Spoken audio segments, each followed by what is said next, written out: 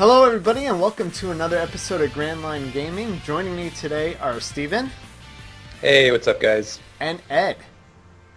Howdy. And yes, my name is Jason, so thank you once again for joining us as we go through Kaizoku. So now, Jason, how far through the game are we now? We just finished Alabasta, and we've been going through the game as Time Skip Luffy. Let me just make sure that I have Time Skip Luffy equipped. Yeah. Is that the most fun of the ways to play through the game, or is this the only way you've played through the game so far? It's fun because, you know, it's kind of like, hey, Luffy's come back from the future to kick everybody's ass. Even more. Back from the future. Yes. Yeah, it's a totally cosmetic thing. It doesn't actually change anything as far as the game goes. Yeah. So is this the first one we've recorded since they talked about releasing it in America? The news had just come out last week. We weren't still sure yet if it was going to be a digital release only or if there would be a disc-based release. It sounds like it is only going to be a digital download, which means it's only going to be digital in the US. In Europe, though, I believe they're getting a disc because the trailer for the UK had a game case. So it's just, you know, them cutting corners in America. Yeah, that would seem to suggest that there's not going to be a dub. It doesn't sound like Funimation is going to be involved if it's a download. Well, only. Funimation is involved in the marketing because their logo was in the trailer. I don't know if Okatron's going to be involved in the dubbing process. Right. Well, you think there's going to be a dub at all? Since it's going to be download only, I'm guessing not. Yeah, part of the issue with the download versus retail disc is apparently there are certain standards that Sony has in North America that say if there's voice acting in the game but there is no English option, that it can't be a disc release. Like, it has to be a more niche means of distribution.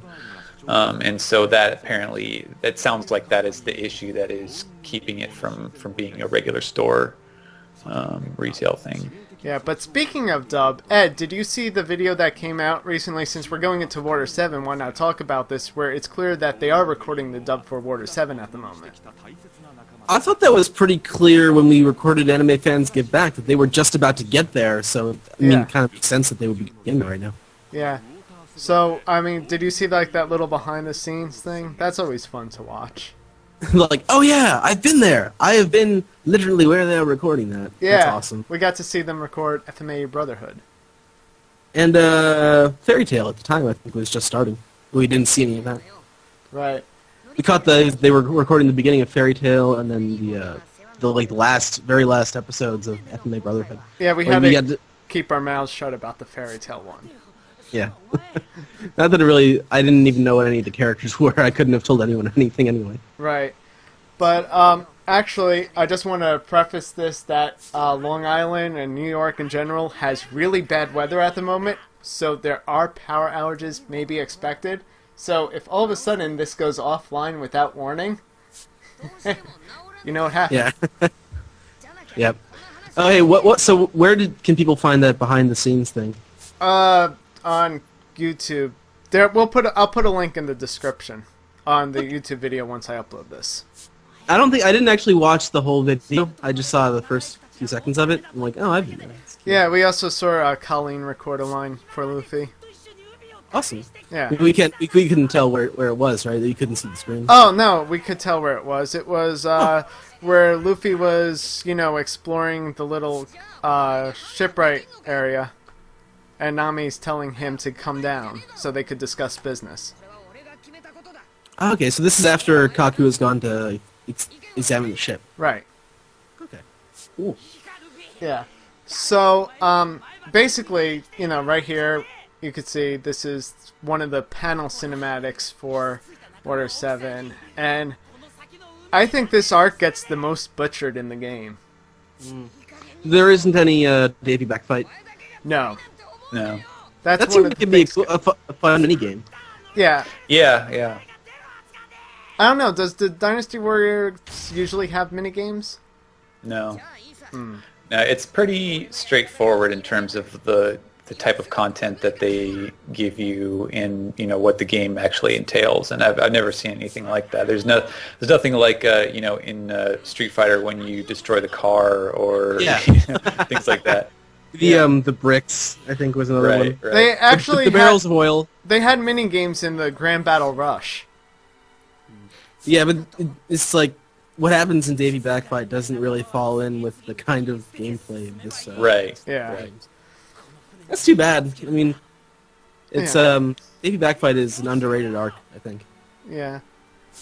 Yeah, I mean, I think they, for as far as the Dynasty Warriors thing go, like what they actually gave us in terms of, the different ways that Luffy can interact with the environment and stuff is, I mean, just that in itself is a pretty big departure for the series. So I think that was probably the most that they were willing to experiment in this. Maybe they'll branch out a little bit more in a sequel, but I think it depends on what they actually want to do with the next game. Yeah. Right. So what's this? What do we actually get to play in Water 7? I haven't actually seen any of this. Oh, I was kind of sleepy during the Anime Fans Get Back section. But right now, this is we do Luffy versus Usopp.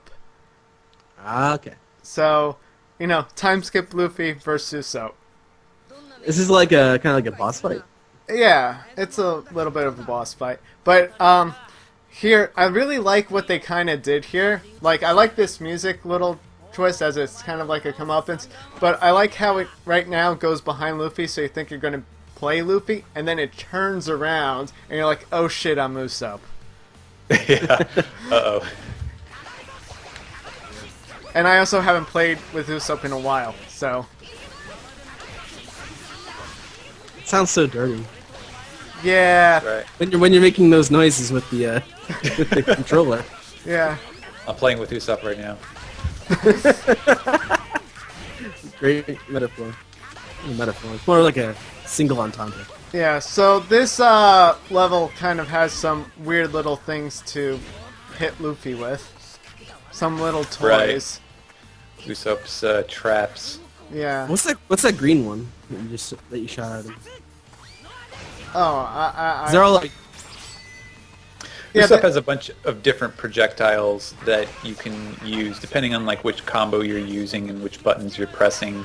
He'll shoot like his fire star stuff, and he'll shoot the Tabasco star, which is pretty funny. It's like he shoots the guys, and then a second later they're all blowing fire, and he kind of his whole bag of tricks is on display.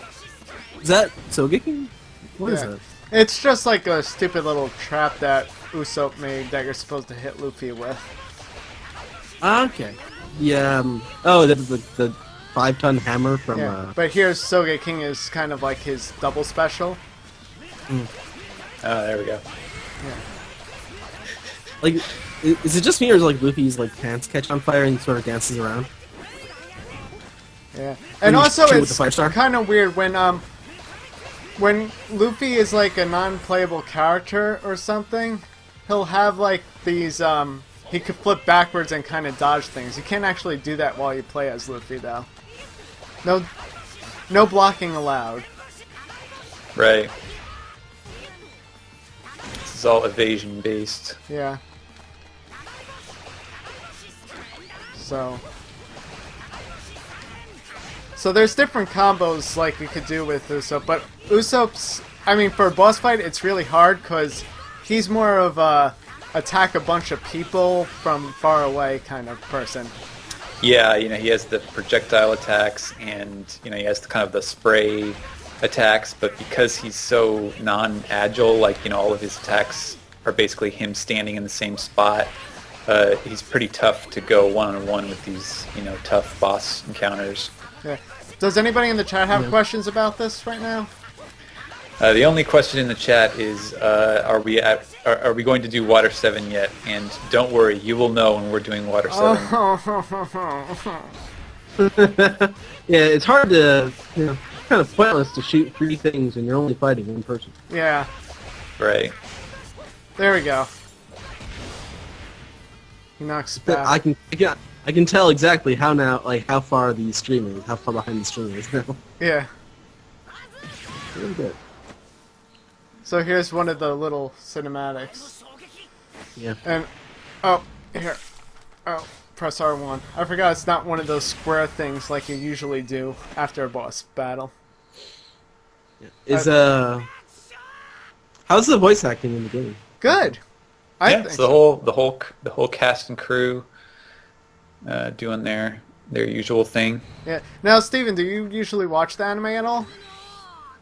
I have not watched the anime in a while. I think I used to watch it regularly, and then I stopped somewhere around like 250 to 300 or so. But I have been years buying. Ago.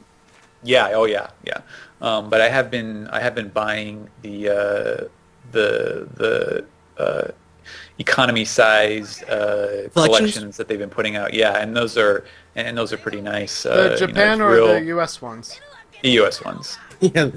Because Japan one has been doing like these big box sets as well. Oh yeah. Oh yeah, the log collections, but Right. yeah, I mean, Steven has unlimited money apparently. He can afford Japanese DVDs. Right. I think, yeah. affording Japanese DVDs isn't really in the cards for a lot of people. Yeah. I mean, and even those collections, which are relatively reasonably priced for Japanese DVDs, it's still ridiculous. Right. Yeah. Although that's like the cheapest I've ever seen Japanese anime on DVD was those log collections, which is still a lot. I mean, they'll still have 3 or 2 episodes on a disc for like $40. Yeah. So I mean, it seems like so long ago that we were actually reporting on those log collections when they were coming out. yeah. So anybody that complains about like 13 episodes for $40, grr, it could be worse. Yeah. Be a lot worse. The one cool thing, not that it's any cheaper, obviously, but at least now with the Blu-rays, Japan's actually in our region, so you don't even have to worry about uncoated or region-free DVD players and all that nonsense. Yeah. Right. I was actually running into a problem with that the other night when I was trying to look for the Akira Blu-ray on DVD, but I could only find the European region one, and that was annoying. Oh. Yeah. Apparently it's too late to buy the Akira DVD in region A. Blu-ray. All I'd like right. to have- So we're about to get to it. At least we have a what's the cutscene. joke? What's the joke here? I've never. Is it like that hard? You'll see. We'll leave it as a surprise for Ed. Okay. Is this like the last level? Is this like Metropolis Zone or something? Well, you know what? Before we get into it, let's talk a little bit. The teaser trailer for movie 11 came out. I actually haven't watched it yet.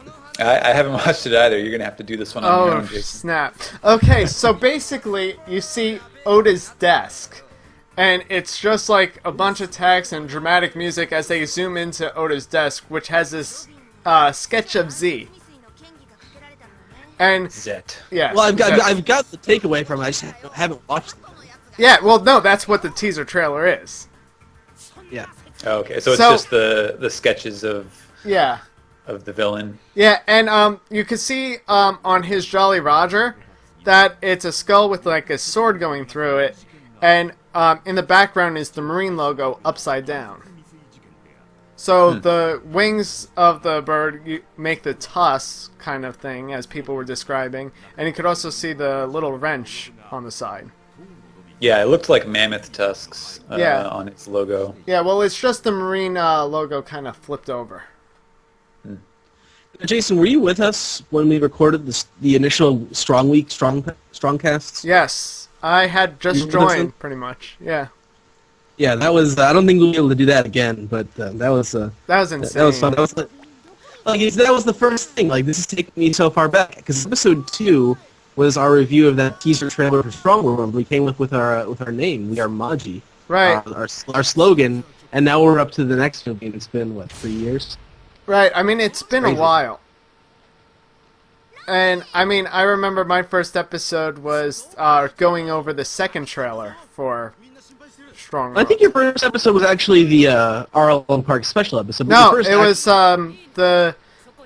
I don't know what it was. It was like a special episode where it was just talking about the new Strong World trailer. Oh, okay. Because I was like, hey, this looks really cool. Maybe I should reply to that invitation I got months ago and be like, hey, I'd like to talk about this. Yeah. Right. Yeah. So Yeah. this is I don't know. I'm kind of digging this cutscene right now. Yeah, I mean, there's nothing wrong with the cutscenes. The Yeah. cutscenes. Wish I understood Japanese. Well, are you going to be downloading it when it comes out in the States? How far away is that? I mean, I don't know what November. I'll be doing. November? Well, maybe if I do it for like winter break and I want to play it around winter break, I might. Because otherwise, I just want to time.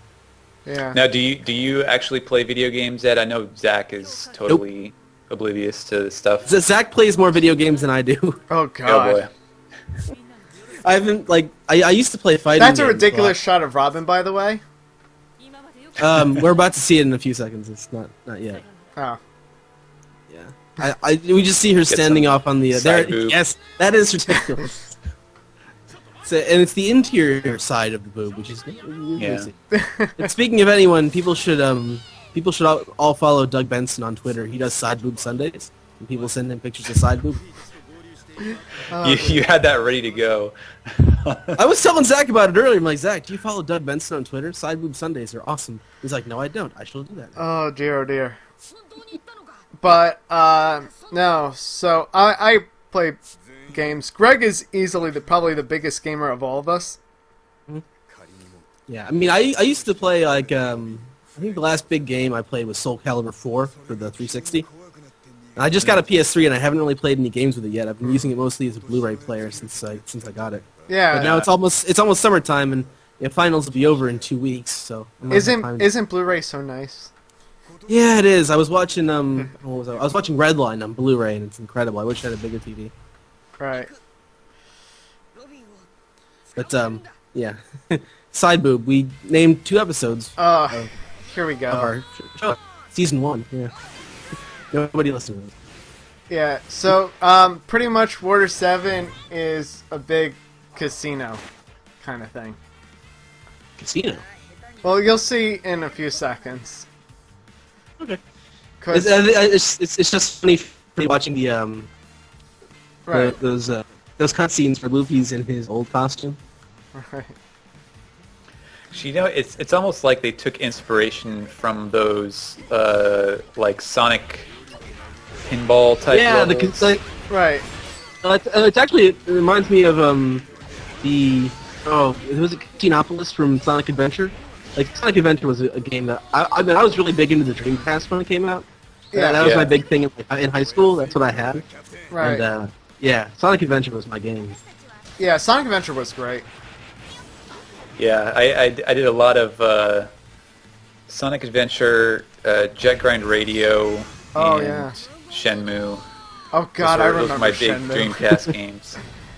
Oh dear, Shenmue and that voice acting. Yeah.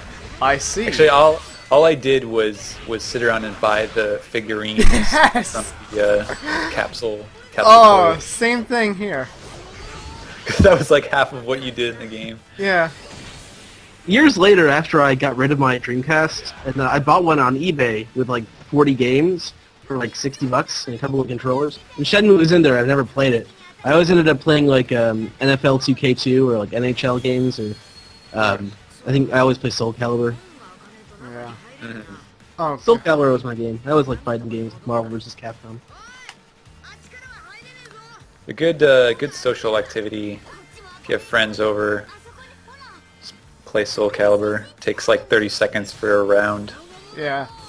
That's why I like to play. I always like to play the 8-player team battle, or the 8-character team battle against your friends.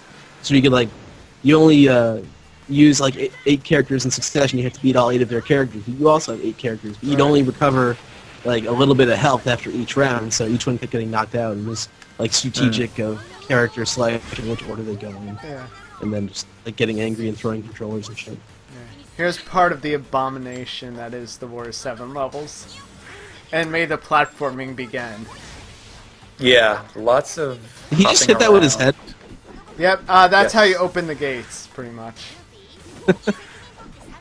That's the iconic. Yep. That's what Luffy does. If you can't figure it out, literally just bang your head against it. Yeah. Oh, I think I messed up too. Yeah, that's the thing about this level too, is lots of these areas will actually have multiple paths, and you can end up basically just circling around and missing the destination that you needed to go to. It's actually remind me of the ice cap zone from Sonic Adventure, where you have to do all those platforms in succession. You have to hit the jump button really quickly, like 1, 2, 3, 4, 5. I was thinking Yeah, more of that- the casino zone. Yeah, they had those there too, actually. Actually, they had those in a bunch of the levels. There we go. But I remember them mostly from the ice captain. Right. Whoa, what the? Uh-oh. This isn't gonna end well. It's funny because you're like 20 seconds There ahead. goes Luffy. Yeah, I had like, it like glitched a little bit. So I couldn't see what to do. But you've beaten this before, right? Yeah. Once? Actually, twice, because I had to get a coin that you could only get in this level. Ah. Gotcha. Yeah, alright, so what am I doing now? Which way do I want to go? Let's go up. So have you guys watched the anime, Jason? The anime? This one from Saturday, yeah. Oh, yeah. You did? I was watching UFC last night. I didn't get a chance to watch it. Oh, I Was it watched any it good? this morning. It's alright. My brother... Still in flashback. My brother was home for the weekend, so I showed him Shaun of the Dead and Hot Fuzz. Nice. One's a what? Shaun of the Dead and Hot Fuzz. Because last time he was home, we watched Spaced. Yeah, I saw both of those movies for the first time back to back. It was a lot of fun. Those are great movies.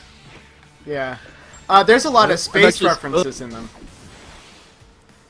Did you I ever imagine. see Spaced? It's all the same writers. Yeah. No, but I've listened to Edgar Wright talk a lot. He's on Doug Loves Movies, this movie podcast I listen to. Yeah. I just died again. Yeah, I did die again before.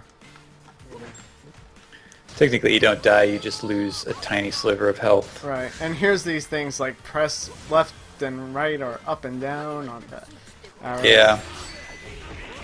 And then later you have the pillars where you have Oh, to press God, R1 let's and not R2 talk and L1 about and L2. Well, yes. Just don't, Steven. Just don't. Those That was were pretty also cool. in Marineford. Yeah, there are a few more scattered around here and there. I like how sometimes I can't, like, actually do what I'm supposed to until text finishes. Yeah. But Yeah, so there's another- you can't play Skypiea in this game. What? No, Skypiea, sadly. No. Not in this game. It's too bad.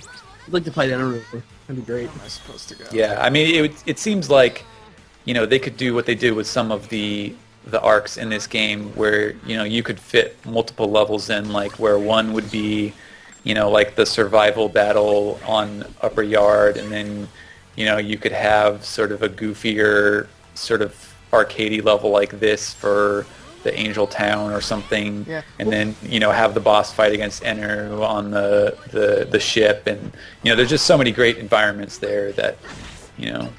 maybe they just figured if we can't do it right, we'll just leave it out this time and Yeah. save it up for next. I mean, I don't mind that. I mean, in Round the Land, they had, like, 2 or 3 levels for Skypiea. And that was about the when did that game come out? What was the latest arc? I think Skypiea was the latest arc. Okay. I wonder if they'll do like DLC for that, or we don't know anything about any of the DLC for this game yet, do we? The DLC for this game consists of costumes and levels that just use the same things. By the way, check out these Yagura bowls. Oh, the big ones. Yeah. They just look so... I don't know. The thing that pisses me off the most about this sequence is like what function are all of these serving? Like, Right. what is this? What is the point of this to the city of Water 7? Exactly. Why are these... we like to make the experience for travelers more interactive. Right. The giant spiked balls Yes. all over the place. These couldn't be designed any better. Water 7. So, any questions in the chat specifically about this level? Not about this level. I don't see any. People are arguing about the merits of Punk Hazard versus Fishman Island. Oh, Punk Hazard is so much better. Yeah, I think That's what they were saying. We've covered this. We covered this on the Yeah. Yeah. on the last anime cap. Here, Just me and Zach. I'm entering Platform City.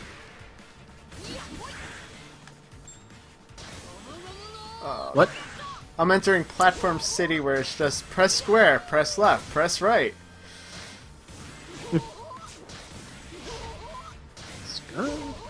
That's pretty cool. I do like the sign for the Ukari Hot Springs. Even though I don't think it had anything to do with Water 7. It Is that like that's a little Easter egg. Right. Yeah, that What's was Ukari Hot Springs? that was the one that Gidatsu built. Oh into yeah, his cover story. and Koza's uncle. Yeah. Yeah, Right, Koza's right. uncle. Hey, here are those platforms we know and love. As I press the wrong button. Doesn't look like you're dead yet. That one wasn't tricky. It's when they institute R1 and L1. Oh, here we go. Yeah. R2. This looks like Ninja Warrior shit. Fuck. Yeah, exactly. It's Ninja Warrior in game form. Wow, you made it. I'm surprised. And now just do it all over again, because... Yeah, I screwed up a bit. So, anyways. Yeah. So, Steven, are we in agreement that this is probably the worst level in the game? Yeah, it's pretty bad. I like worst, do you mean hardest? No. Just like most annoying. Yeah. It's Because- cheap. I mean, there's a hard boss fights. This is just annoying. Right, it's just kind of wasting your time Yeah. fiddling around with these things. Well, if it was easy, no one wouldn't be as satisfying. Well, no, Yeah, the thing there- is, if you aren't impatient like I am, it's very easy. It's just very time-consuming too. Ah. Right. There is one redeeming feature that we'll probably be getting to fairly soon. Yeah, it's like we've been playing this the whole time. You've been playing this for like a half an hour. How long does this level actually take to finish? It depends if you get lost or not. Yeah. Get lost? Oh, great. Yeah. Why is there a bird? They're just like Panda Man, too. That's funny. Alright, Oh, yeah, so that, right now, that's, I have to save Chopper and Nami. Help them out. Wasn't Chopper with you at the beginning of this level? Yeah, but then we split up. And now, as usual, they need Luffy's help. God. I know, right? God. Nobody in this crew pulls their own weight. No. Oh, I can't go that way? Where in the narrative does it actually fall during Water 7? When they're on their way to, you know, they know there's a conspiracy, and they're going to go to Water 7's HQ to see Right. Iceberg, and then... Oh, that's right. That doesn't go far enough. CP9 Yeah. tax. Gotcha. He's stretched up. He should have been able to do that. Right. Alright. I think I'm back to wherever I was. I got lost, didn't I?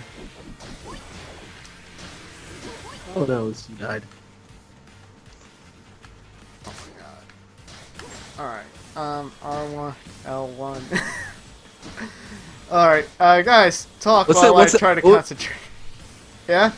What was that book there, Steven? It was like a Oh, the book? book, it allows you to save. Yeah, you can save in the middle of the level, which is, if you die, then you can restart from that spot. I did not use it very much. Obviously, Jason doesn't need to use it because his Luffy is totally maxed out. But I didn't use it either from the get-go. Yeah. Like, it screwed me over a few times, like in Sanji's last level in another log, because of Sabati and frickin' Kizaru. Right. Yeah, it will save at exactly the same spot. So, like, if you the most common way, at least in my experience, of losing these levels are actually not if you die, but if one of the other crew members dies, then you lose the level. Right. And so some of the really tough ones when you get to the end, like in Sabati where you have to fight Kizaru and Sentomaru and the Pacifistas, like you'll be isolated from the other. Yeah, you'll be isolated from the other crew members, and they will just be taking damage constantly as you're trying to, go through the level.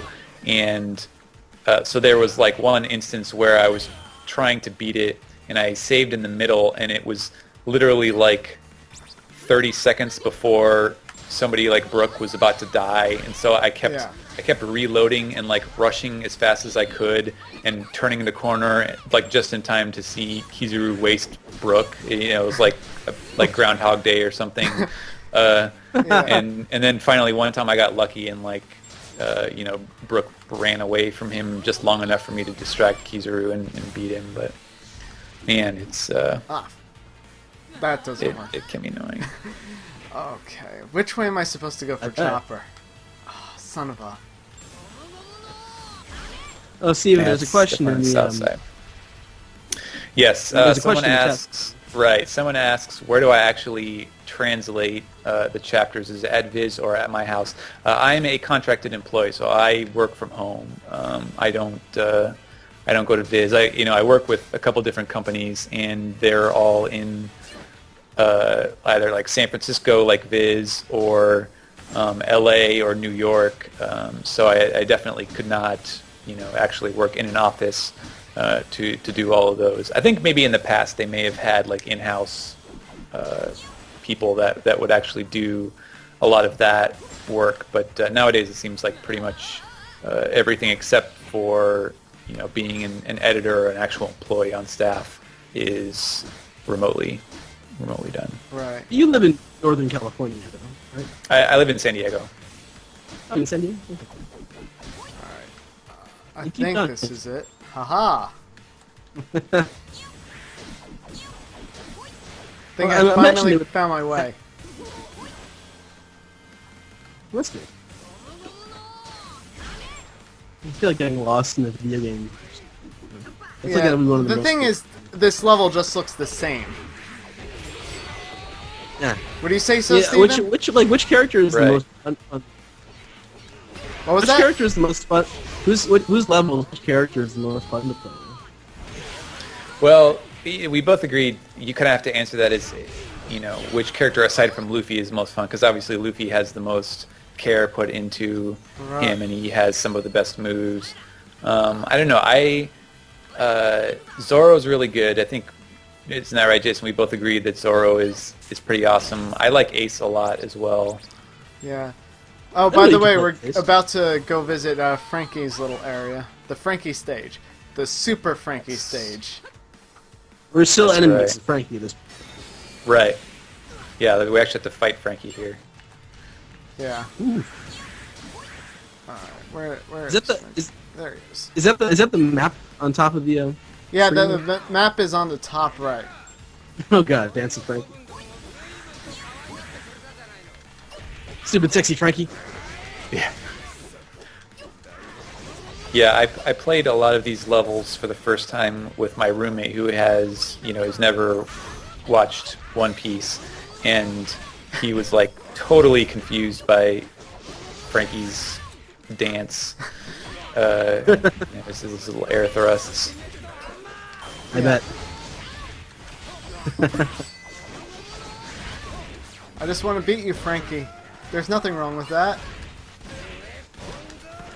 Franky's a little bit annoying at first, but once you get his jackpot and allowed to extend his cola usage, he's quite fun. Yeah, Oh, Franky, playing as, not fighting against. right, right. Playing as Franky, he has like a cola gauge that will drain as you attack stuff, and then if you let it go all the way down, you just have to press a button to reload, but it takes a few seconds, Right. and it sort of breaks the pattern, which is sort of part of getting used to that pattern and making sure that you're always avoiding getting hit is a major part of the combat in these games, and so it's annoying to have to do that, but once you get used to it and sort of get the rhythm down, he's pretty powerful. Yeah. Alright, so, What's the final boss for this level? Bluno. Right, yeah, you get to not Water 7, you get to Galila, Yeah. and you fight Bluno there. Bluno from the bar. It took me a second to figure out what you said. I'm like, what's a Galila? Oh. Alright, which way do I go? Which way do I want to go? This way? No. My favorite part about these stupid pillar monkey bar things is, like, Luffy could just stretch his hand out across and just pull himself right over. Right. Yeah. Oh, true. And through the window, we get a little nice cutscene. You're like, what? We're still 20 seconds behind you. Yeah, but Yeah. is there any questions? Let's see. I don't think since the last one. Yes, he was doing the sex scene, I know it there. So it looked like me. Yeah. Ah, final boss time. Yeah. Bluno from the bar. Oh man, those kicks. I hate those kick moves. Yeah. They're so annoying. This is so inconsistent. Luffy needs gear second. Yeah, but this isn't NES Lobby yet. I mean, I could I'm- use Elephant Gun if I wanted. That would just be unfair. That's right. It's like the Power Rangers going straight to the Power Zord before they get beat up by the monster. It's like using the Power Zord to beat the putties. Yeah. Play guys. It's been a long time since I've watched any Power Rangers. Yeah. It's been almost 20 years. Yeah. I also hate the move Bluno does where he like spins your head and you can't move. Yeah, that's hilarious. That was one of my favorite funniest scenes from the Usopp. Yeah. So, the horror that is Water 7 has been completed. I'm glad. I hate that level. It only took us 40 minutes. Yeah, Steven, I think Water 7 was a lot worse than we kind of made it up to be. Or maybe it's just more fun when I'm not really paying attention to it and having other conversations. Yeah. Well, you definitely sold the spirit of the level by getting lost a couple times. That's definitely part of the Water 7 experience. And falling. Right, exactly. It's like, oh, it's R2, not L2 or R1 or... Yeah. Yep. I hate that platforming. We have a breaking question from the chat, Jason. Did you have fun? I had a blast. Sounds good. Yeah. It was as fun as economics class. Oh, wow. Yeah, you would probably agree with that. Alright. So... yeah, at least I got an S ranking. That's all Is that that really it? counts. Yeah. That's all that matters. What's the highest ranking? S. Super. What's the lowest ranking? I think I've gotten D on certain categories before. Right. I think that's about as low as it goes. Yeah. What's the most annoying character to play? Like, whose level? Ooh. You mean... Who's level or who's... Like, what character on what level is, like, the most annoying? Well, you don't really... you get to play as other characters in the story mode at like certain little spots. Like for example, back in Buggy's level, like when you have the scene where Luffy's in the cage on the top of in the roof of the bar, you'll get to use Zoro when he like jumps in and protects Nami, stuff like that, where they're sort of like, hey, you can play this guy now, do this little thing. That's one of their major scenes in the story, but you don't actually get to play as them using these story levels. When you use all the other characters, it's all just in the sort of generic beat 1,000 guy type classic Dynasty Warriors things, and so it's basically interchangeable at that point. I think the worst though is the Sabati, where it's like, go help these characters, and I remember there's a few of them. It's like, well, go help this character. That area is not unlocked yet. Go help them. They're in danger, but the area is not unlocked yet. Right. This person's about to die. The area's not unlocked yet. And it's your fault.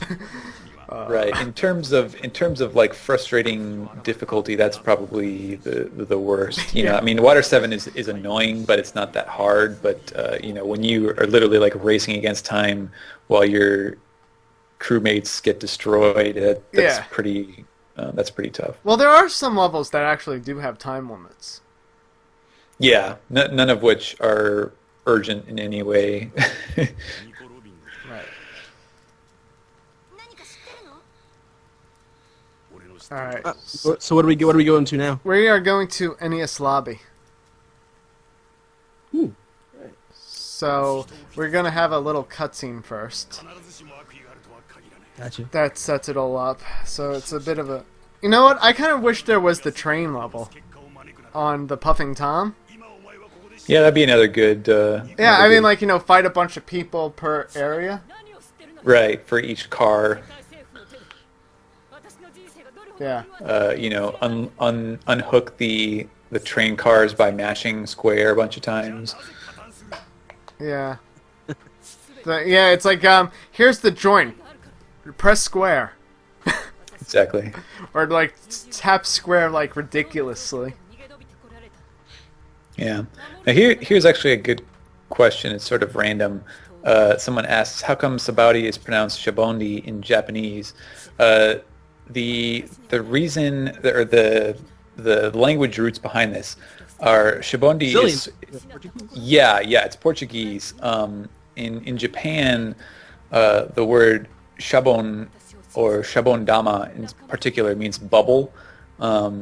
And that comes from soap. Like originally, I'm not sure if the Japanese actually had a concept of soap before the Portuguese missionaries. A lot of cultures didn't have soap back then, but that was like a loan word for them for a long time. It was one of the very first sort of foreign words, and I'm not sure where the sh, the sh sound comes from, but one of the things about Portuguese is a lot of times the OA sound is more like like it has that sort of tongue-ish nasal N sound. Like for example, like São Paulo, it's spelled S-A-O, Paulo, but it's pronounced São Paulo.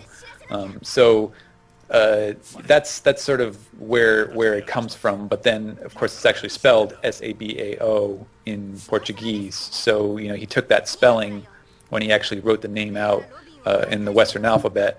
But the way that the Japanese pronounce that word is Shabon. And so that's where you get that. It is kind of annoying because it's sort of like, well, which way should you actually pronounce it? Because they're both sort of different. In neither of these cases are we actually talking about Portuguese, which is what the thing is actually coming from. So it's kind of basically in short, it's a clusterfuck. And part of that is because in Brazil, where they speak Portuguese, has the most immigration to Japan outside of any Asian country, I think. Right. Yeah, that's right. It has the largest non-Japanese ethnic population. I mean, the largest Japanese ethnic population outside of Japan. Yeah. And there's also a lot of Brazilian laborers who go to work in Japan as well. Right. That was actually the reason why so many people went to Brazil in the first place from Japan, was for labor reasons. They had, I believe it was like sort of the early first half of the 20th century. Japan sort of had a recession type thing, and they had all these people that couldn't work, and Brazil was undergoing this massive expansion, and of course they have all this land, lots of farmland to do stuff, and so there were lots of families that just went over there to work, or guys that went there to send money back to their family, and then they ended up getting married there and just staying with their family there. So it is kind of an interesting. It's actually the case for as I said, I was watching the fights last night, the UFC fights, and one of the former champions is a half Brazilian, half Japanese karate fighter. He was the champion a couple of years ago, but not anymore. By the way, I just want to say real quick, when Enies Lobby was happening in the manga, I was really thinking this would make an awesome Dynasty Warriors level. Yeah. Greg said he had the same thought. Yeah. So, because I always knew the Dynasty Warrior games, even though I didn't play them, were always known for having you just face hordes and hordes of enemies. Right. There's a lot of time to think when there's not much happening on the screen. Right. And there is a meme in Japan, like anytime that you see one guy just totally wasting a bunch of other guys, like in a scene or in some story or something like that, it's always blah blah blah Muso. So it's Old Boy Muso, like the fight in the hallway in Old Boy. It's Muso. Right, exactly. Oh dear. Old Boy, it's a good movie. Everyone should watch. Didn't they want to remake that or something? I thought they were remaking with Will Smith. Yeah, I don't know. There's a lot of things that they say they're going to remake that and also they were making the manga they're adapting the manga, because the manga is almost nothing like the Korean film. The Korean film is more like inspired by the manga Old Boy. Right. So yeah. It's a very, very good film though. I guess speaking of movies, anybody watch anything good lately? I watched Millennium Actress the other day. It was pretty good. Yeah, I think I like his other feature films a little bit more, but he's definitely. I mean, they're all worthwhile for sure. I was gonna watch Tokyo Godfathers tonight, actually, because I bought them all on DVD. I haven't watched the last two. I saw Paranoia Agent first, actually. Then I watched Perfect Blue, which is a really good, disturbing movie. It has a little much of a happy ending for me, but right. But I haven't watched Tokyo Godfathers or Paprika. Oh, that's a great. Tokyo Godfathers, I think, might be my favorite of his. Yeah. Steven, how about you? Any movies you've seen recently? Actually, just the other night, we watched Blade Runner. This was the first time I'd seen it in many years. Oh, I was gonna say it's the first time you've seen that, really? No. No, it's been a while, but my roommate is a grad student, so he teaches like freshman English classes, and so he was doing a segment on that. So he got the 25th anniversary set, and I think the last movie that I saw before that was Chinatown, which I had not seen before. Oh God! So some classic. That's like an Old Boy level spoiler. Yeah. Well, one movie I want to see that I've never seen that it's a shame I've never seen it is Big Trouble in Little China. Yeah, that's isn't that kind of like isn't that like a schlocky sort of pulp film? Yeah, it's a little bit like Princess Bride or something, sort of cheesy fan favorite of the 80s. Yeah. I love the Princess Bride. That's great. What movies are you guys looking forward to this summer? Well, if any. I don't know. I'm kind of interested in that Pixar movie, the Scottish one. Oh, Brave.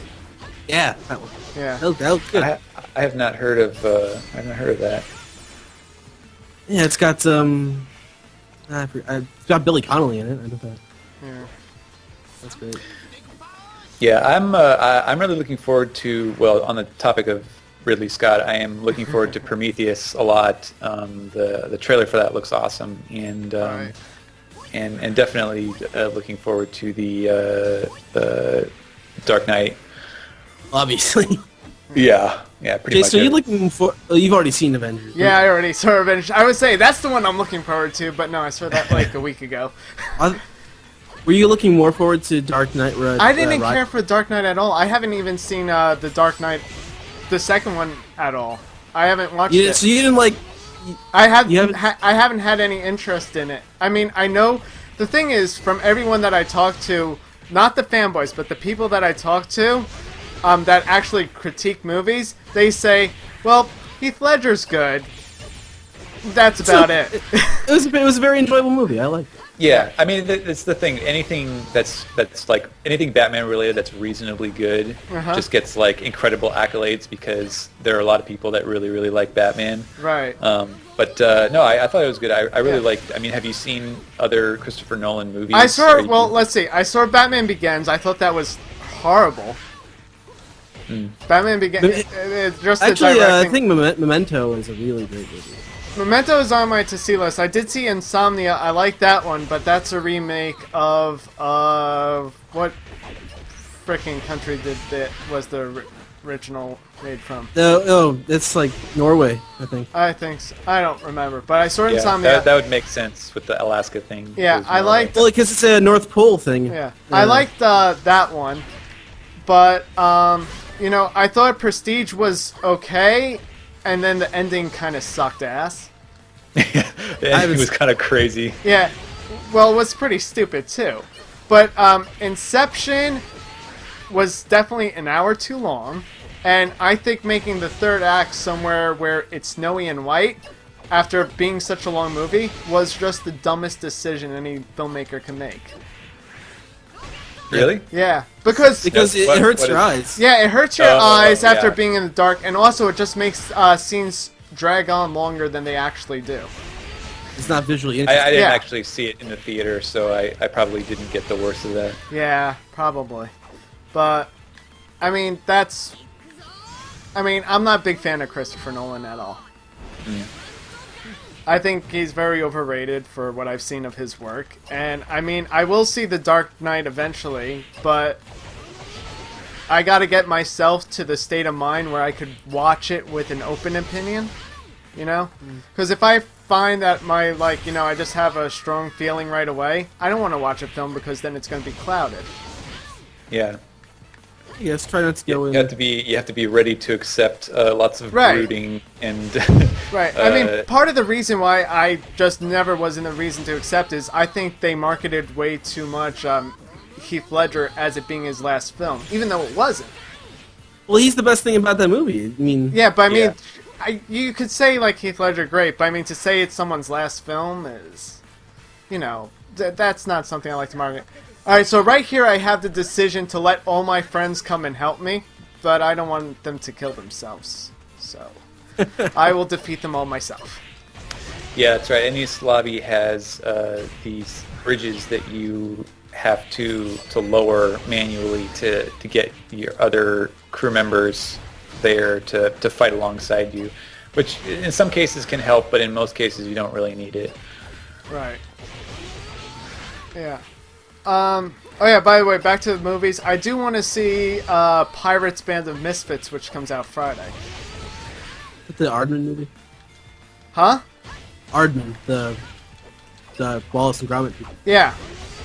Oh. I was going to say, is that another Pirates of the Caribbean movie? No. This one has voices I know, Hugh Grant, Martin Freeman, and David Tennant have roles in this one. Oh no, not David Tennant. I was thinking of someone else. Yeah. I was thinking of Stephen Merchant, who I just listened to the interview. Yeah, but I also do want to see Prometheus and Brave. Yeah. But I mean, that's really it for me. Avengers was my big one, and I was also excited for Cabin in the Woods finally being released, and I saw both of them. So. Yeah. So, yeah, the only other movie that I really want to see, which isn't going to be out until the end of the year maybe, is Paul Thomas Anderson's new movie about Scientology. Well, it's like not about awesome. Scientology. Technically, it's not about. Go look at a picture of Philip Seymour Hoffman, then go look at a picture of L. Ron Hubbard. And it's ridiculous. Yeah. By the way, any backlash from my unacceptance of Christopher Nolan? I don't know. I think it spawned a whole discussion of all the Batman. You see, the Batman movies I liked. I did like the one with Jack Nicholson as the Joker, and I liked Batman Returns. The only thing I like about that is that it gave us that Celebrity Jeopardy sketch where Michael Keaton's like, I'm Batman. I'm Batman. No, you are not. Yeah, I love the Tim Burton Batman movies when I saw them as a kid. I have not watched them since then, so I don't know if I would like them all. I haven't watched them in a while either. I remember not liking the one with Mr. Freeze. That one's Oh hilarious. yeah, well that wasn't even Tim Burton. That was That's Joel Schumacher. I thought Jim Carrey was a great Riddler. I don't remember the movie that much casting. though. But the thing about that was Tommy Lee Jones was a terrible Two-Face. Yeah. I just remember the only scene from that movie of Tommy Lee Jones' character is I remember him sitting on the stairs flipping the coin over and over until he finally got it to be like, okay, kick ass. See, exactly. That's missing the point of Two-Face. Yeah. Oh, it's actually at 7 o'clock now. I should get going to get back to work, but thanks for having me on, Jason. It was fun. Not a problem. We're going to probably go a little bit further just to finish up Enies Lobby. It'll be a longer than normal episode just because next week we're off because I got Chicago. Right on. Enjoy the pizza. I will. All right, Ed. Thanks for joining us. I'll see you guys later. Bye-bye. Bye. Later. All right, I think I'm up to the point where I do have to have them come in so I could go to the next area. Okay. Go back and get those Go save my crew, or help my crew. useless sacks of meat. I know, right? Mission complete.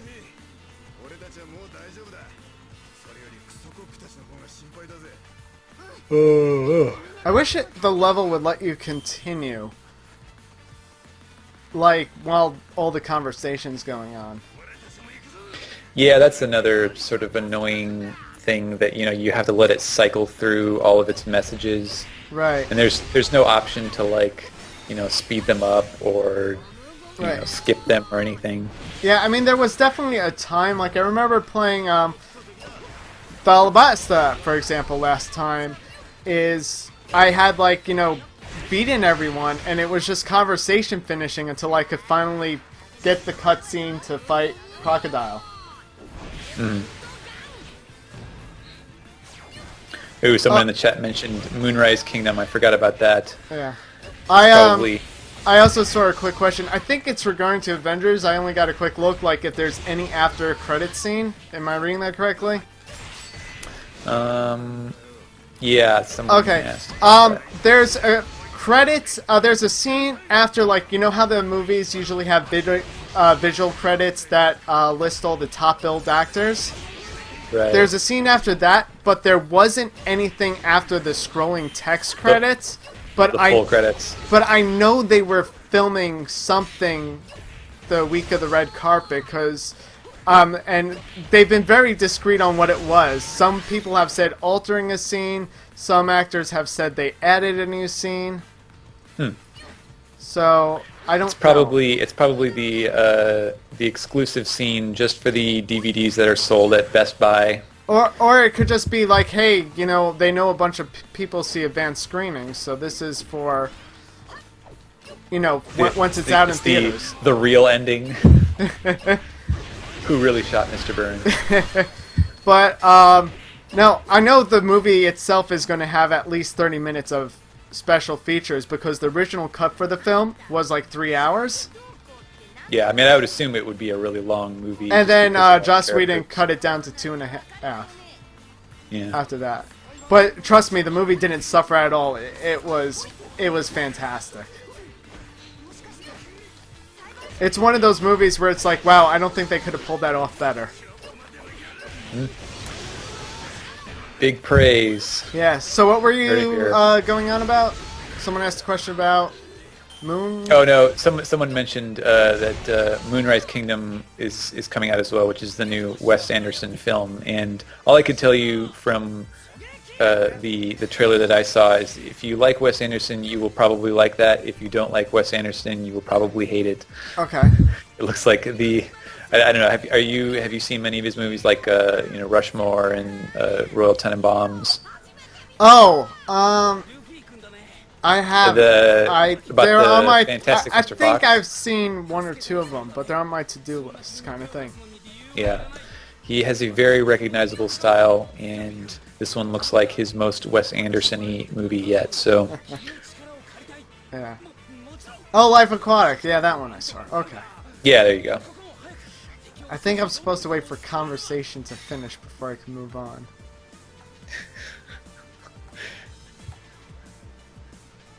Put on the hat. We can't open open the gate until Soga King stops talking. Or am I supposed to go this way, or? Oh, there it is. Mission complete. There we go. I had to wait for the mission complete. My bad. That's always amazing. It's like you have to wait until it says the mission's complete. Yeah, like it can't just complete. You have to sit through all of the dialogue as well. Yeah. Any other comments or questions? Someone says their cousin just started watching Doctor Who. I don't know if I really want to open this bag of worms with you. Was there a question about Doctor Who, or? No, he just said his cousin started to watch Doctor Who last week, and they're like, "Hey, wait a minute," and likes Doctor Who. Yeah. No, it was great. I got to watch them film. I think I talked about this last time. I got to watch them film a little bit, and that was just so awesome. I know that does sound like it would be. Stephen Moffat's actually coming back to New York for something on May 2nd, but it's going to be hard to get tickets for. And what that is pretty much they're screening the first episode of season 2 of Sherlock.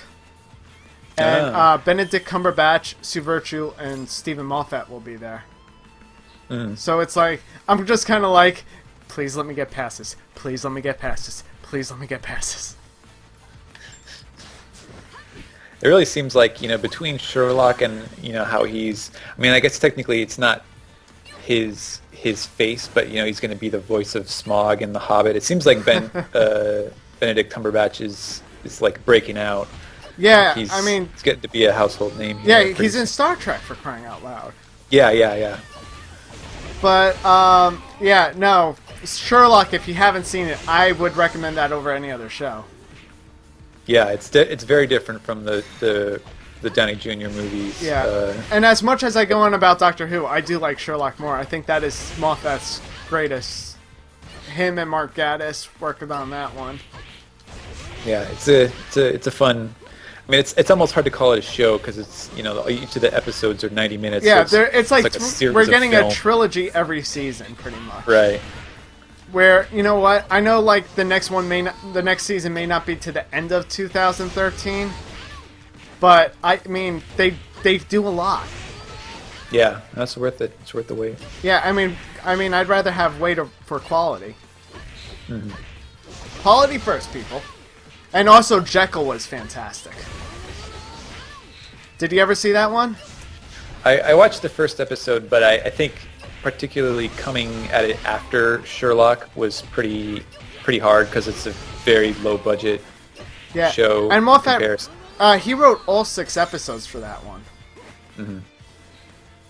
But no, I like that. That was a fun one. You could definitely see sort of the similarity, the sort of modern take on the classic character. Yeah, I mean, I think Moffat has his own style just like Whedon has his own style. Yeah. And God, I would love to see Whedon write an episode of Doctor Who. Before anybody asked that would... Oh. That would be fantastic. You heard it here, Jason's life dream. To see an episode of Doctor Who written by Joss Whedon. There you go. Actually, a better one would be to meet both of them. To serve as like a special supervisor of the episode. Well, no, just, I mean, I would just love the honor to just have a chance to ask them a question. Like, not one of those, like, short questions that they joke about, like, in QA, but, like, an actual conversation question that's taken serious.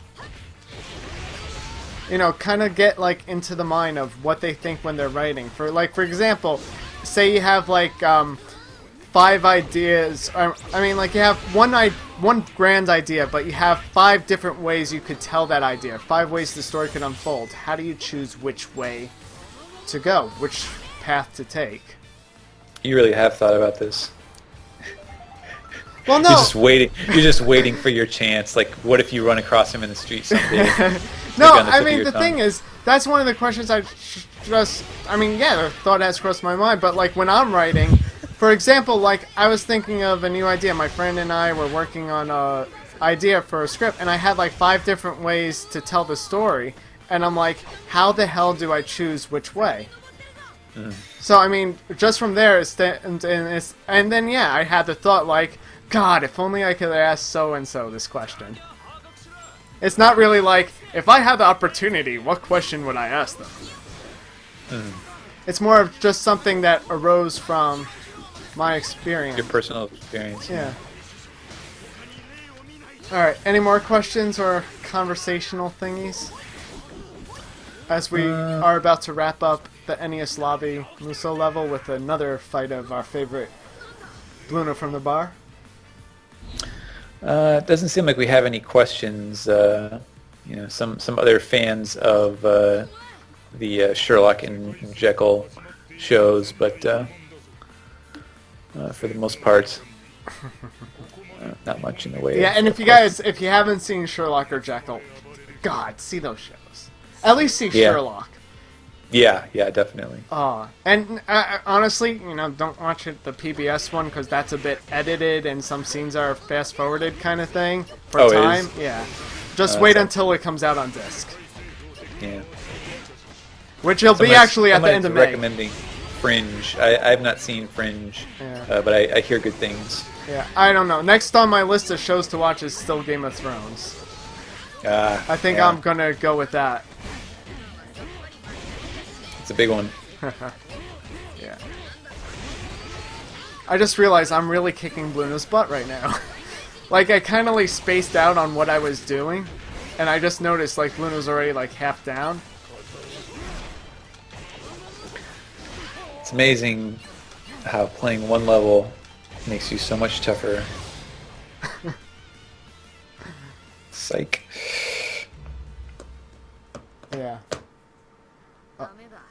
Alrighty.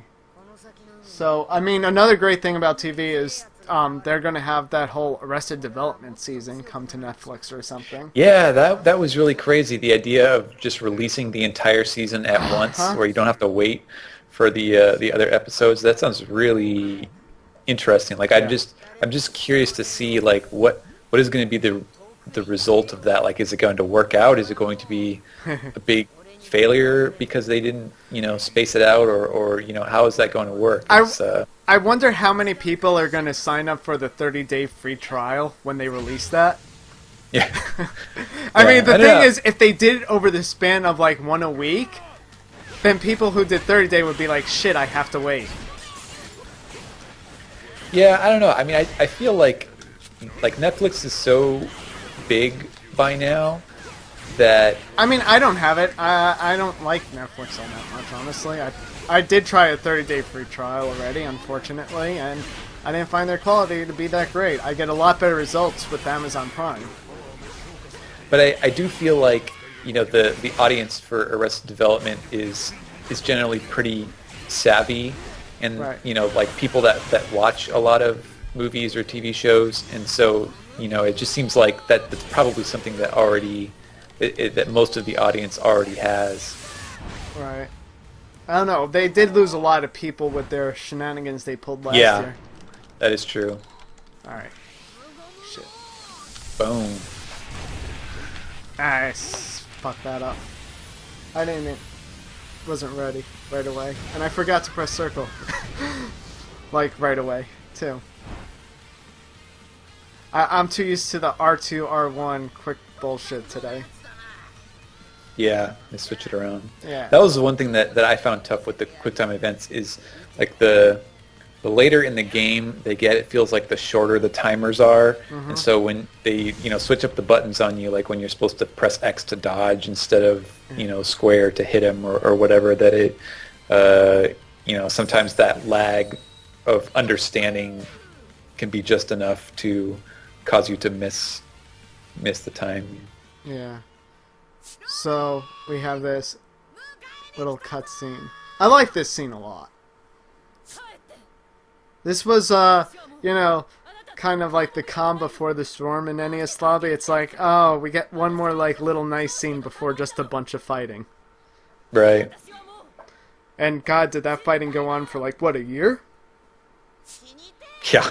Seriously. I hope May not have been an entire year, but there was definitely at least a volume or two's worth. Right. I mean, I hope Oda never does that again. But yeah. Alright, someone's... any more questions? No, well, actually, someone mentioned the, I guess the cover of Volume 66 just came out. I saw a very small version of it. I haven't seen a big one, but I don't know what people have been saying, but I personally was not too enthralled with it. Well, that's because we're like deep into Punk Hazard, and we're like, show us Punk. Oh yeah, we have one more volume of Fishman Island. That's right. As you were mentioning last episode, I gotta go back to translating Fishman Island. Right. One last cover of giant mermaid with rainbows and. Well, I have a question now that do you think they'll have you, when the volumes are about to come out, go through each volume and just make sure that nothing has changed, like there's been no names that have been announced or written out, where you'd have to comb through it anyways? Yeah. I mean, obviously, I have to do the SBS stuff, which is a large part of what I've been doing. But I mean, there are certain things, like for example, I've been working on 65 for its eventual volume release from Viz, and you know, some of the chapters I'd actually previously done either for tests or, you know, right near the start of Alpha, like in the weeks leading up to it. So there are certain chapters that I had done previously, but when I actually went back and I would sort of like paste the original version that I had done, and then I noticed that, you know, there were like certain things where they you know, what I'd originally gone with didn't match up with what we ended up using, so you know, I had to iron those out. Obviously that won't be as big of an issue when I'm looking at, you know, all chapters that I've previously translated, but you know, it's probably something I will hammer out, you know, if there's, for example, you know, if we have something where, you know, a character is introduced and then like 5 or 10 chapters later you get a spelling from Oda and we decide, okay, you know what, let's go with the new spelling rather than keep the one we've already established. You know, like what are the boundaries on you know, when is too late, when can we switch it, and then, you know, would you fix that for the volume, you know, and things like that. So, you know, it's still relatively early in the time span of my work with Viz, but I'm sure we'll have cases that test those best practices. I mean, I'm sure. I mean, because we're still a while away. I mean, 62 is only coming out next month in the U.S. Yeah. And then they're doing every other month. So. Okay. Yeah, I know that they've had some kind of advanced or sped up publishing for a lot of the series, basically to help them catch up to Alpha, because obviously, you know, if you can't actually read the last couple of books that you know, are between the last volume and you know, whatever you know, the latest chapter in the series are, you know, that's not exactly a good selling point for the thing you're trying to offer, that, hey, read this new chapter where you don't know what just happened. So you know, I think someone was saying that Bakuman's having some increased releases, although it's just about to end. Yeah. I mean, that's a interesting thing. I'd like to see what they're gonna do. Yeah, I haven't you know, I haven't talked with Alexia. I don't know if there is a plan or not. You know, it seems like, I mean, I'm personally of the opinion that, you know, the pricing, the value for the magazine is really good to begin with. So on the one hand, it's sort of hard to say, hey, now we're getting one less series. Right. You know, I'm not getting my money's worth anymore. But on the other hand, you know, as a consumer, you know, you don't want to have someone say, hey, okay, this thing is over now. You know, all you Bakuman fans that bought the year subscription, hey, Or guess that. what? Yeah. Then now there's nothing more, and there's nothing new to replace that. So I feel like I feel like they should, at the very least, put a new, you know, a new series in. But then the question becomes, what would that be? Like I know I said to you, I wonder if, you know, because obviously in Jump in Japan, they already know, you know, they knew that Bakuman would be ending, Right. and so they obviously have, you know, like it's if you've read Bakuman, then you know this very well, that they have, you know, plans for who's going to jump in with a new series, who they're going to use, and maybe it turns out that there's, you know, one of their classic artists is getting ready to start a new one. I just hope that the artist that like maybe is prepping is the guy that did I Shield 21. I want to see a new series from that guy. Yeah, you know, The artist something. for Murata. Yeah, his stuff is great. Something that there would be an interest among English fans and say like, hey, Bakuman's ending, but we're going to start this new series that's starting right after that, you know, right from scratch, from chapter 1, and you know that would be pretty cool to see happen. But that's obviously totally speculation on my part, so we don't really know what's going to happen. We could just hope the best. But going right now, this level is just like a boss fight level. So I hate this part of the level with Sanji, because you have to make sure that Jabra doesn't kill Soge King or Nami. Right. And, yeah, I lost a few times I tried this before I figured out the trick. Will I get my first game over in Grand Line Gaming? Let's find out. But yeah, I mean, Soge King at one point just starts running towards Jabra, and you're like, dude, what the fuck are you doing? Yeah.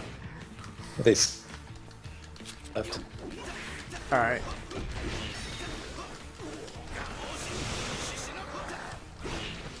It's like you have to kind of make sure he goes away from them. Right. Luckily, my Sanji's pretty powerful too.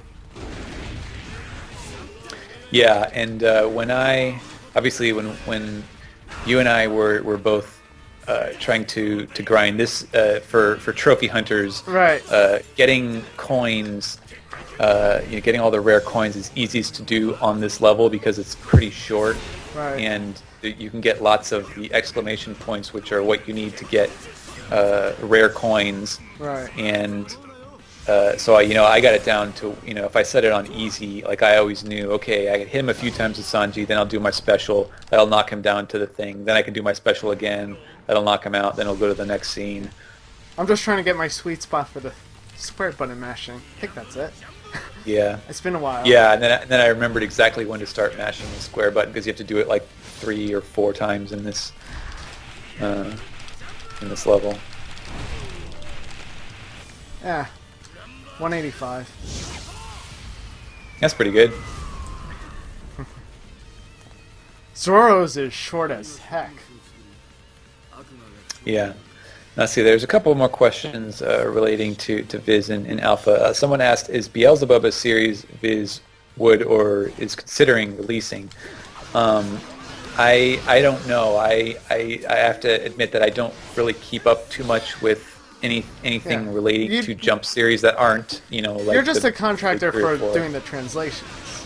Yeah, I mean, yeah, definitely. It's not like you're in the office and hear the rumblings and stuff like that. As far as their, the company's decisions, I don't know, and I was actually what my original point was going to be is I didn't even know if Viz was releasing it already or not. I guess apparently they're not, but I don't think that they would put something like that in Alpha if they're not, because they're trying to build these series that they're already releasing, that already have books out that people can read, and I don't think they would start up a series printing in Alpha with like chapter 1, because then that would be the only series that would not be real time. I mean, the point of Shonen Jump Alpha is to be that 2 weeks Exactly. So, I mean, they'd Um, have to make sure everything else is online or somewhere that people could read it. Unless they just don't care. yeah, so I feel like that would be kind of a strange Yeah. move if they chose to do that. I feel like normally Hunter x Hunter would be a good choice. That but goes on hiatus way too. Yeah, hiatus, as many people call it. I like that. So unfortunately, that may not be very applicable to the situation. Right. Who knows? I had another question. What's your opinion on gag manga? Should they be translated? I feel like a lot of gags are untranslatable without completely changing the sentence. It is pretty tough. Like, especially like the more surreal it gets. At some point, you kind of like, if you actually want it to be funny, Right. and particularly like funny in an actually witty way, and not just like what the hell is going on? I don't understand what this means. I guess it's pretty funny sort of way. Like you basically at some point you just have to say, all right, we're just going to start changing things around for the sake of getting laughs. Yeah. Because that's like the entire point of the series. If it's not doing funny, then what's the point? Is there any gag manga you've read? Yeah, I mean, I've read a bunch. I like some of the series that what's his name? Kyosuke Usuta has done. He did Sexy Commando Gaiden Masaru-san, which was kind of legendary back in the day. I don't know if anyone remembers the anime for that, but his most recent series was Jaguar, Pyutofuku Oh, Jaguar. yeah, I remember that was in the back of Jump for a while. That ended, yeah. right? Yeah. Yeah, he's been around for ages. Yeah. I did. I mean, for Coach, I did. I was Right, gonna say go. for gag manga, I know Coach Ikame's been around for a long time. Yeah, that's not so much of a gag thing. I think that's Right. sort of more like a Simpsons thing, where it's just like this little world of characters that are always doing the same things. But like as far as like the real surreal stuff, like Bobobo. Yeah, Volvo is fun. It's Yeah, very like- brain killing, but it's fun. The anime is just wacky too. But I gotta say, Gintama is also really good, especially with the anime, because they talk about like production values and shit going on behind the scenes. Yeah, I mean, it's it depends on the series, because there are certain things I think that are more applicable to the English market than others, and I don't know. It's it's just kind of a case by case thing. I've done certain series. I translated this is what you wouldn't necessarily call it a gag manga, but I translated a series called Sasameke for Yen Press, which is a soccer manga, and it was sort of a similar style of thing, where the author would just like put in millions of jokes, just like cram them in. Like he had a really sort of chaotic art style, and like all kinds of like little handwritten aside comments outside of the bubbles and things like that, and like so many of them were puns. Right. And when I worked on it, like I basically just had to like go into this sort of zen mode where I was just letting these jokes fly freely and just making up all these weird words as I was going, because that was the only way that you could do any sort of justice to it. And so there were all sorts of things where I gotta start paying I attention to wasn't- this more. all sorts of scenes where I wasn't really necessarily being that faithful to the original text, but it's, if you want it to be funny, you got to make sure that it's funny. And Yeah, I mean that's what Funimation does. Funimation just Americanizes the hell out of their dubs. Like for Shin-Chan and stuff like that. I mean, it's great, it's fun, and I think it works. But I mean, someone asked like if Viz finished releasing Bobo. They did not. I mean, they did the preview volume, which was volume 9 for whatever reason. And then when they started releasing it, it was like in the middle of the series, so nobody bought it because they're like, why am I going to buy something that says volume 1 and it's in the middle of a series? Yeah. So I'm sure they were scratching their heads over that one. I wasn't gonna buy it. I love Bobo, but I'm not gonna like. I bought the test volume, but I wasn't gonna say, yeah, I totally support you starting a series in the middle of the series. Yeah, I think that's tough because series like that where the content can be so could cover such a variety of styles that I feel like on the one part, if you really want it to be, good and funny, you kind of have to cherry pick the best, the things that will go over the Right. easiest. Like I feel like if they were ever going to release Kochikame, like there's no way that they would just say, hey, we'll just start with chapter 1 Well, because no, it's... I mean, I wouldn't have a problem with it if they said, all right, we're going to start at volume 11, but if they put volume 11 instead of volume 1. That's what I have a problem with, because then if they ever go back, it's going to be a pain that, but it's not going to make sense numerically. Yeah. Yeah, I mean it's hard. Like any series in which you have to consider that type of thing, like it has to be something really special to even bother, because it's just so hard to market something like that. I mean, S'more started releasing Bobo. I have the first box set, but they don't have any subtitles. But they have, they have the original script on a PDF on the last disc, but they don't have subtitles because they're like, we were never supplied subtitles. Weird. Yeah.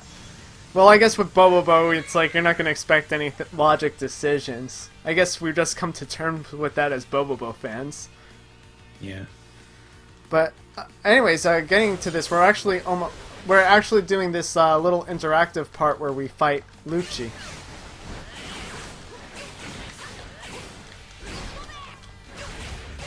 So this I have to have Fusen ready, or balloon, to bounce back cannonballs.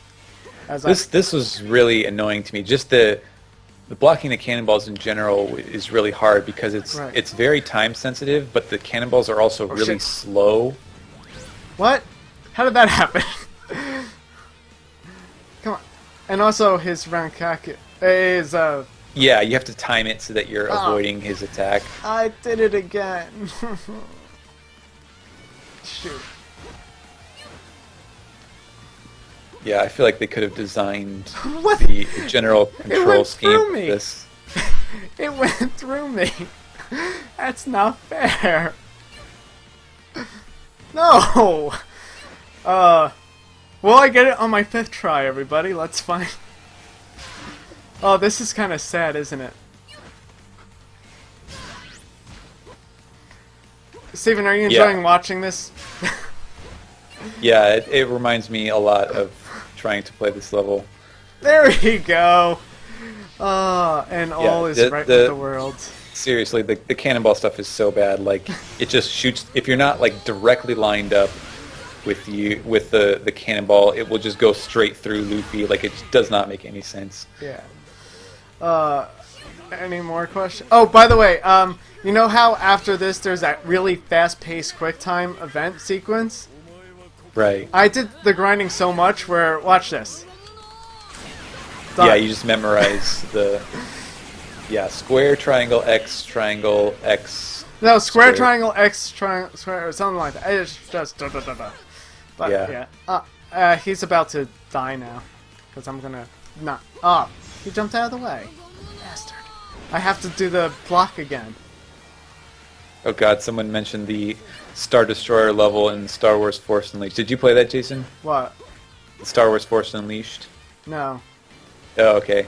Yeah, there's a level where you have to like pull in a Star Destroyer and it's something that takes like 5 minutes to do, and all the while that you're doing that, like these TIE fighters are coming by and shooting at you, so you constantly have to stop and then run out of the way.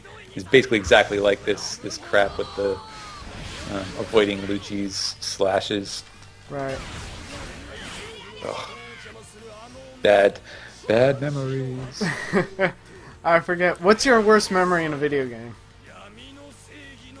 I don't know. I would have to think about that. Yeah, I have to think about that too. That's why I asked you first. See, I have no idea what buttons I pressed when I did the QuickTime event. I just did it. Right. And they only give you like 8 seconds or something to do all of them. Right. I'll tell you, for bad experience with video games, I played Sonic the Hedgehog 2006 a little bit. That game is so broken to the point it's funny. Like, it's just fun to play with people and laugh about all the stuff you could pull off that you're not supposed to. Like, here, let me stand on the ceiling of this building that I was running around.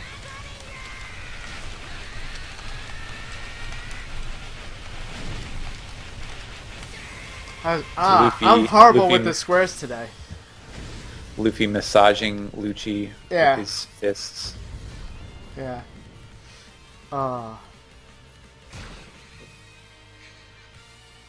And by the way, if I like put Luffy's hat on with select when he was doing that finishing move, he would have had his hat on. It's the little details that make all the difference. Yes, it's all the little details. Hey, I got an S ranking. Ha ha. The joke is that we've done this enough times where we always got the S ranking. Right. So I have a question. Did you want to finish part 1 today or end it here?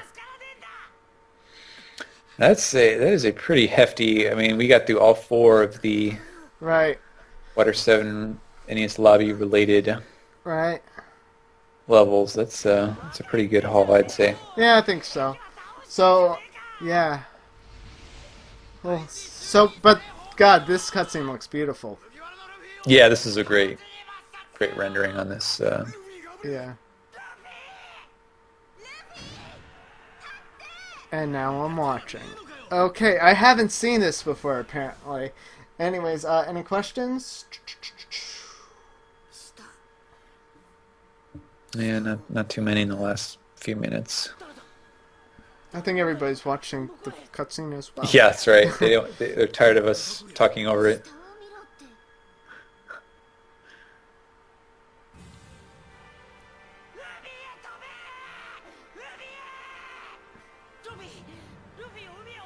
Let's see. Oh, the Kurohime question, someone said. Yeah, I don't know what that is. Oh. They asked why Viz stopped releasing Kurohime. Again, you just do translations. You don't know any of that fun stuff. Yeah, I've never even heard of that series, so I don't know. Oh yeah, there's like 5 cutscenes, isn't there? Because I remember I had to skip all of these to see what coins I got. Right. Oh, this chair's uncomfortable. All the screws have like come out of this chair where it's just like I could like rock and the wood's like kind of moves side by side. Yeah. I'm waiting for it to fall apart. I think that'll be pretty funny to watch. Mine's getting nice and creaky. I think I need to give it a W40. Yeah. Of course, now I can't make it creak, but... Oh, I heard it. Speaking of wood creaking, the Mary looks pretty effed. It's good timing. Yeah. Oh. Oh Poor dear. Mary. So what do you, I have a question. What was your take on the whole how emotional people were saying like the Going Mary dying kind of thing was? It's hard to remember how I felt about that at the time because that was, you know, Like that was like 5 7 or 8 Yeah. years. Yeah. It's, Yeah. Oh, yeah. God, 7. Shoot. pretty old. I don't know. I wasn't that into it. But I tend to be pretty impervious to you know, really emotional scenes. Yeah, same here. In series like this. I mean, there are definitely scenes like I don't necessarily get choked up. Certainly not anymore. But Right. you know, there are some of the flashbacks I still feel a twinge of sadness. But I could never like I guess anthropomorphize or personalize Mary the way that I think you kind of need to in order to Right. feel sorry about this. Yeah, I think the anime did a really good job though. The anime did a very good job of this scene. Because like Yeah, I think that the point that I stopped watching anime may have been like in the middle of the fights of Enies Oh, Lobby. I So can't probably, blame you there. Right, right. But no, I mean the same thing goes for me. Like with all this stuff, I can't really say I get choked up or sad. And, Right. I mean, it's like I'm never at the point where I'm actually crying. I don't think that's ever happened with anything I've ever read or watched. Yeah, but that's not to say like I think Oda did a fantastic job Oh God, yeah. with this scene. I mean, if you're gonna say goodbye to something that has been a major part of the series, this is definitely a fitting way to do it. It's just Yeah, they do like the little Viking thing, right. and we know his inspiration for Vikings as well. So, Of course. yeah.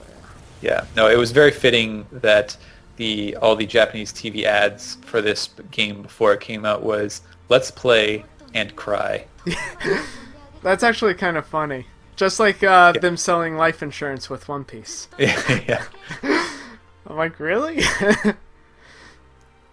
Who knows? Maybe it's a sign that Luffy will die at the end of the series. I'd like to see the commercial there. Yeah. Well, they Japan has held funerals for like anime and manga characters that died before. Really? So yeah. Oh. So you never know. Maybe Did they do that for Ace and Whitebeard? I don't know. I wouldn't be surprised if there was something like that. But I was going to say, like, if Luffy does die at the end of the series, then the Nihon Seimei can like pay a like an honorary life insurance premium or payout for Yeah. the rest of his crew. Someone brought up a good point. I wonder what the rate is on Luffy's life insurance, because he has sacrificed parts of his life for, like, the Gear Second, and also, like, I mean, the Gear Second we know deteriorates, and also the treatment Ivankov gave. Yeah. Yeah. There's going to be some spikes. It does seem like, if there isn't any eventual cost for that in terms of the story, like, it does seem like it just sort of cheapens all of that. Yeah, I do feel like Luffy will die at the end of this series, and kind of like do the same thing Roger did, where it just spins off another great adventure for someone. Yeah, that's definitely. I could definitely see that happening. Like, you see a little boy in the crowd that there's a few panels of. Right. Yeah, just like at the end of Dragon Ball Z, where that kid beat up Goku. Oh my god. And Goku's like, hey, wife and son, bye!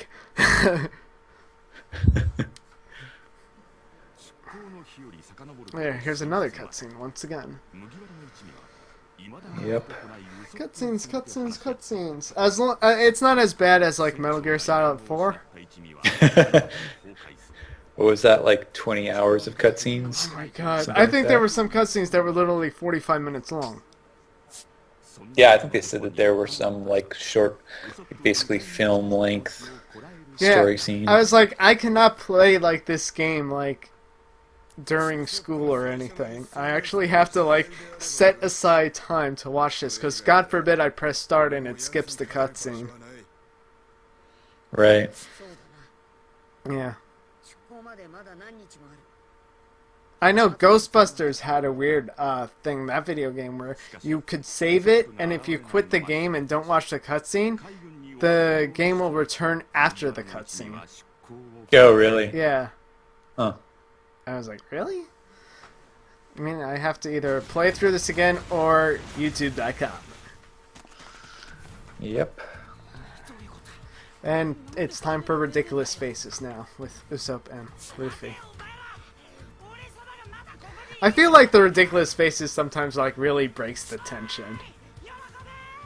I know that there are certain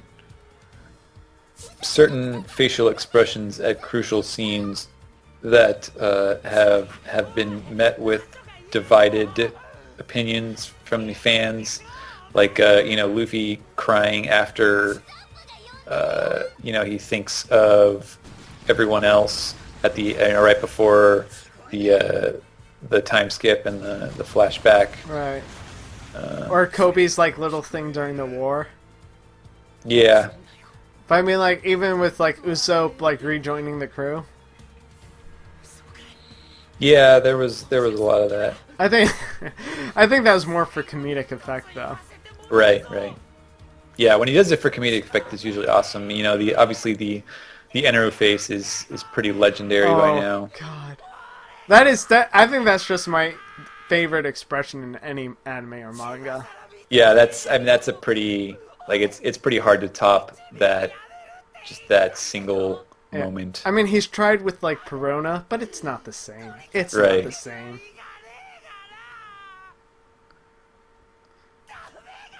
Oh God, Usopp, you and your crying face. Yeah, I just hope they must drink a lot of fluids to Yeah. to regenerate after all of this.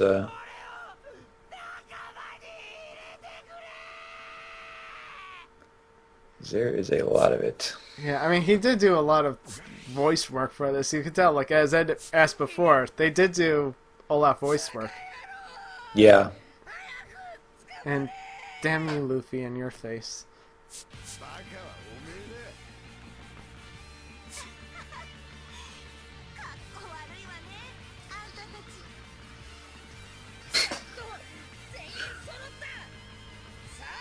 Alright, yeah, so, wow, so what do you think? There's gonna be like 2 more episodes of this before we figure out what our next game is. Yes, that's right. The mystery deepens. What will be the sequel? Damn it, still no Doflamingo coin. Bastards. That would have been pretty awesome if you had gotten it here. I kind of want it to happen during this segment. Yeah. Maybe in the last episode. That'd be too cliche, yet kind of... Wow, I didn't have a gold coin for Robin before? Okay.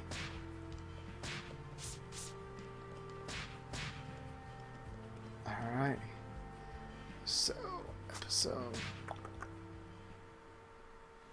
So, that will pretty much do it for this episode, unless, Yeah. Steven, do you have anything to add before we take questions, or does anybody have any last questions?